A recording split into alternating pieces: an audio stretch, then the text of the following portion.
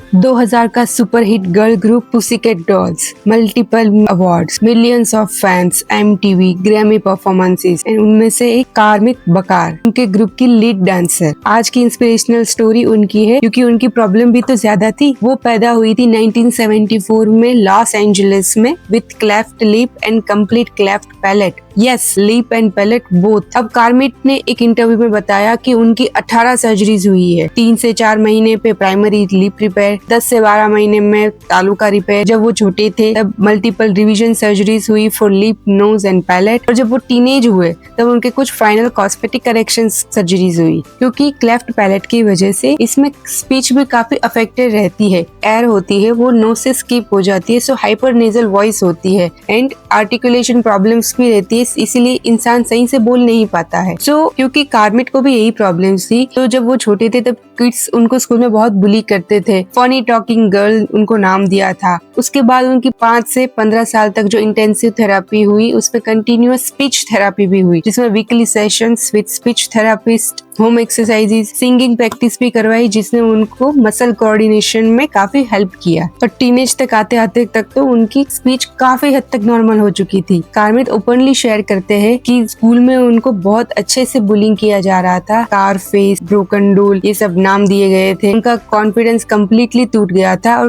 काफी टाइम तक वो डिप्रेशन में भी रहे थे। अब उनकी जिंदगी में टर्निंग पॉइंट आता है डांस की वजह से। पेरेंट्स ने उनको एक डांस क्लास में एनरोल किया। एक तरीके की थेरेपी होती है आपका ध्यान डाइवर्ट करने के लिए, और क्योंकि मूवमेंट्स भी आपको काफी हेल्प करती है, तो उनके लिए डांस एक एस्केप स्टेज बन गया और इसी स्टेज पे उनको कॉन्फिडेंस मिला। बॉडी एक्सप्रेशन से उन्होंने स्पीच प्रॉब्लम जो थी उसको ओवरकम कर लिया और ब्रेक थ्रू पॉइंट आया, वो एक प्रोफेशनल डांसर बने, backup dancer for various artist. 2003 में उनका पुसीकैट डॉल में सिलेक्शन हुए, lip scar and speech problem होते हुए भी, क्योंकि यहाँ पे टैलेंट विन कर गया। अब 2003 से 2008 में backup dancer plus lead dancer रहे। World tours, massive success, millions of fan, industry respect. और वो बताती है कि इनिशियली क्लेफ्ट हिस्ट्री उन्होंने हाइड किया था with makeup and other angles, क्योंकि इंडस्ट्री को एक परफेक्ट इमेज चाहिए होता है। अगर लोग जानेंगे तो आपको रिजेक्ट कर देंगे। बट 2008 में वो कम्प्लीटली पब्लिकली आउट हुए, जिसमें उन्होंने अपने इंटरव्यू में रिवील किया कि वो क्लेफ्ट के साथ बॉर्न हुए थे। उनकी 18 सर्जरीज हुई थी और स्पीच थेरेपी ने उनको काफी हद तक हेल्प किया है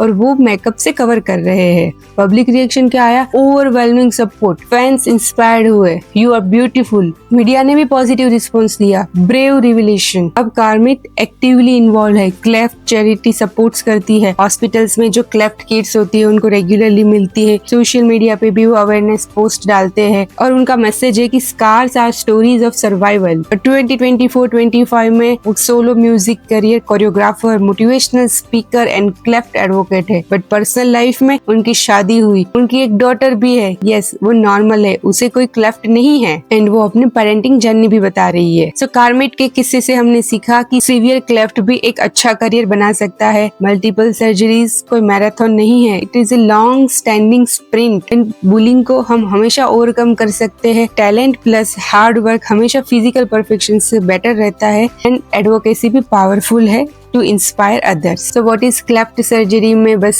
इतना ही है। अब नेक्स्ट में आपको एक और स्पेशलिटी के बारे में बताऊंगी। तब तक के लिए बाय।